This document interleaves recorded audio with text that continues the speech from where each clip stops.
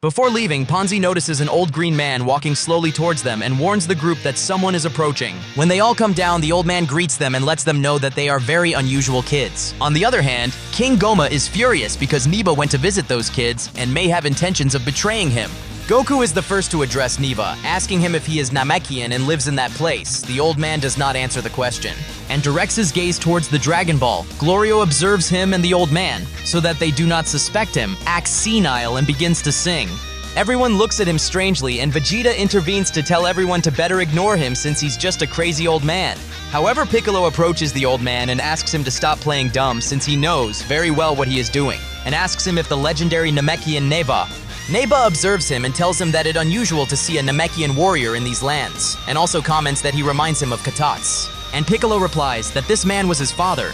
The old man asks Piccolo's name, and tells him that he is a strange name. The old man is still pretending to be senile and asks the boys what they are doing in that place. But Piccolo replies that he had better stop fooling around since he knows everything that is going on. The old man insists on playing crazy and Piccolo gets bored and tells him that he already knew they were coming, and that is why he pretended to be a senile old man. He also accuses him of having gone to Earth to use the Dragon Balls with the great demon King Goma, and at that moment, everyone is surprised. Neba congratulates Piccolo for being a Namekian like him and understanding everything. However, Piccolo does not hold back because of the old man's good attitude and asks him why he turned them into children. The old man responds that he did it because Goma asked him to do so since he feared that they would invade the demonic realm and thought they would be harmless if he turned them into children. Meanwhile, angry Goma is listening to everything, and Piccolo follows Neba and asks him what he would have done if he had asked for something else. And the old man answers that he would have pretended to be senile to avoid fulfilling Goma's wishes. Piccolo asks him about Dende, and the old man answers that he knows that the Namekian has been kidnapped, although he is not worried that Goma is going to harm him, since they are all aware that Namekians are very valuable, and he also comments that he did not expect them to come to this kingdom to look for the Dragon Balls. Goku replies that they came to save Dende and return to normalcy, and Neva asks them how many they have.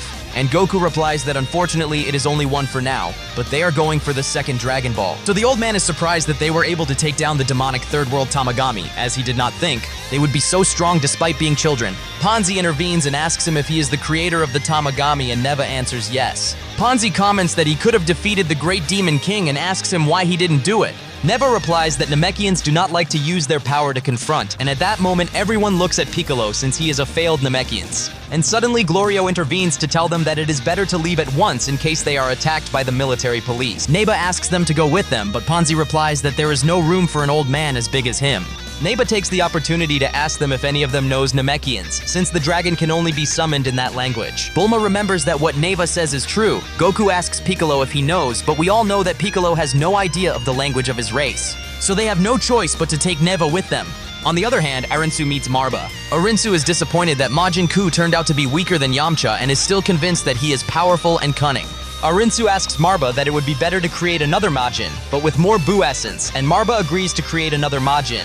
When they are already preparing it, Marba decides to use all the essence of Majin Buu. However, she asks Arinsu to place the seed only 10 centimeters deep, but Arinsu ignores the witch and tells her that this is her last chance, and she will place it at 20 centimeters. Marba is scared that if things go wrong, everything could get out of control. But Majin Ku intervenes to tell them not to worry because if things go wrong, he will take care of it. Arinsu stresses to Marba that this new creation must be strong enough to defeat the Tamagami, so they must take the risk. On the ship, Bulma is curious about Neba and asks him what his name is, while Hybis complains about being in the back of the plane. And Bulma asks Neba if he lives on the planet Namek alone, and he replies that he does since it is his home. Shin asks Neba why he did not go with the rest of the Namekians when they moved to another planet, and he answers that he did not want to leave his home and that he is taking care of the planet for when the rest of the Namekians decide to return. They also ask Neba why he created the Tamagamis, and he explains that the Dragon Balls were originally used to thank the Namekians for their work. But over time, many bad people got hold of the Dragon Balls and made trivial wishes. So to prevent this from happening, he created the Tamagamis to make the job more difficult for those who try to use the Dragon Ball. Goku intervenes and complains that they would have arrived faster in the military police plane. So Hybis tells him to stop complaining since they rescued him. Vegeta tells Goku that he will take care of the second Tamagami, and Neva is surprised that he really wants to fight the remaining Tamagami. And Shin explains that the pair like to fight very much. On the other hand, Arinsu, Marba, and Majin Ku start the creation of the new Majin Buu, and the time comes to place the seed, and Majin Ku places it 20 centimeters away as Arinsu told him. And when he finishes placing the seed in the water, The three of them move away because they are a little afraid of what will come out.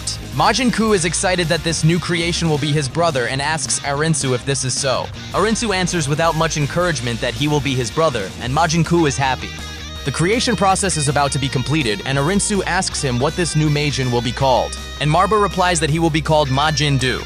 Majin Buu appears and has the appearance of being a chubby otaku, although he has a gloomy look on his face. As soon as Majin Buu reacts to his own existence, he starts to make strange movements, and both Marba and Arinsu repeat the same thing. Majin Buu demands chocolate, and it seems that his request cannot be denied. Majin Buu offers to bring chocolate, so he brings chocolate to his brother. But his brother is selfish as he asks for Majin Buu's own portion and shares half of it with him. But Insolent Fatty takes the 2 bars, and when Majin Buu shows him another piece of chocolate, he pounces and swallows Majin Buu's hand a little bit more. After eating, Majin Buu asks Arinsu what he should do, and she replies that she should defeat a Tamagami.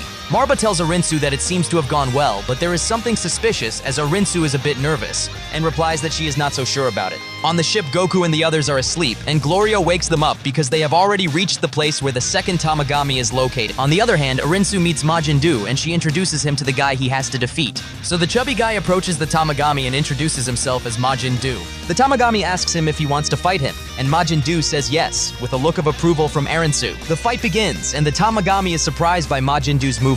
It turns out that the chubby guy is getting used to his body, and is gradually acquiring his true speed and strength.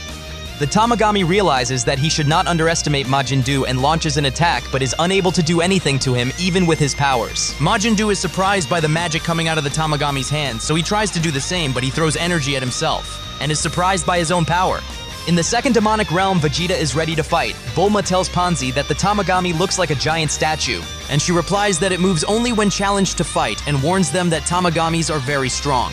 But Bulma, who is proud of Vegeta, tells Ponzi to just watch. Vegeta approaches the Tamagami and tells him he is coming for the Dragon Ball. The Tamagami doesn't take it seriously as he is just a kid, so she asks him to please go and cut the crap. Vegeta warns him that he will regret his words. The Tamagami notices Neba's presence and greets him. At that moment, the Tamagami apologizes to Vegeta for his words and comments that he seems to be serious. Fight begins and the Tamagami launches himself against Vegeta. So Vegeta responds to the attacks and they begin to fight intensely. Vegeta changes the physical attacks and begins to launch powers. Although the Tamagami dodges them easily, Vegeta takes advantage of a moment of distraction to hit him with a power in the face despite the direct attack. The Tamagami is unharmed and launches an attack on Vegeta, causing a wound in his face. On the other hand, Majin Buu continues fighting against Tamagami 1 and performs one of his techniques. The Tamagami manages to dodge it and starts his attack against Majin Buu, but Majin Buu catches him unawares from behind and starts to throw a flurry of powers at him. Back with Vegeta, the Tamagami 2 throws a power that hits him and manages to throw him into the sea, and just at that moment, a Kraken appears. Vegeta uses all his strength and manages to rise to the surface to prevent the Kraken from eating him. But at that moment, the Tamagami takes the opportunity to attack Vegeta and send him into the Kraken's mouth. So Vegeta goes straight into the mouth of the Kraken while everyone is worried about Vegeta. And even with episode 11 of Dragon Ball Daima, if you liked the video, give like, comment, and do not forget to subscribe. Thanks you for watching and see you soon.